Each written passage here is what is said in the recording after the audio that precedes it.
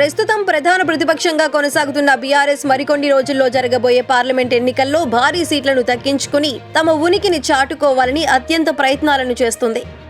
అందులో భాగంగా ఈ పార్టీలోని అత్యంత కీలక నేతలందరూ కూడా రాష్ట్రంలోని అన్ని ప్రాంతాలను కవర్ చేస్తూ ప్రచారాలను నిర్వహిస్తున్నారు. అందులో భాగంగా బీఆర్ఎస్ పార్టీ అధినేత కల్వకుంట్ల చంద్రశేఖరరావు కూడా తనదైన స్థాయిలో ప్రచారాలను చేస్తూ వస్తున్నాడు. అందులో భాగంగా తాజాగా కేసీఆర్ మెదక్ బీఆర్ఎస్ అభ్యర్థి వెంకట్రామిరెడ్డికి మద్దతుగా పటాన్చెరువులో రోడ్ షోను నిర్వహించారు. ఈ రోడ్ షోలో భాగంగా కేసీఆర్ బీజేపీ పార్టీపై, ఆ పార్టీ తీరుపై తనదైన స్థాయిలో విరుచుకుపడ్డారు. తాజా రోడ్ షోలో భాగంగా కేసీఆర్ మాట్లాడుతూ, ఊరికే గుడ్డిగా ఏమీ ఆలోచించకుండా ఓట్లు వేస్తే మన పిల్లల భవిష్యత్ పోతుంది. బీజేపీ పాలనలో ఏ ఒక్క వర్గానికి కూడా లాభం జరగలేదు. పేదలు, గిరిజనులు, మహిళలు, కార్మికుల కోసం ఓ మంచి చట్టం కూడా లేదు. అలాగే కనీస జీతాలు పెంచాలని చట్టాలు కూడా తేలేదు. కానీ పెట్టుబడిదారులకు మాత్రం కాపలా కాసే ప్రభుత్వం బీజేపీ ప్రభుత్వం.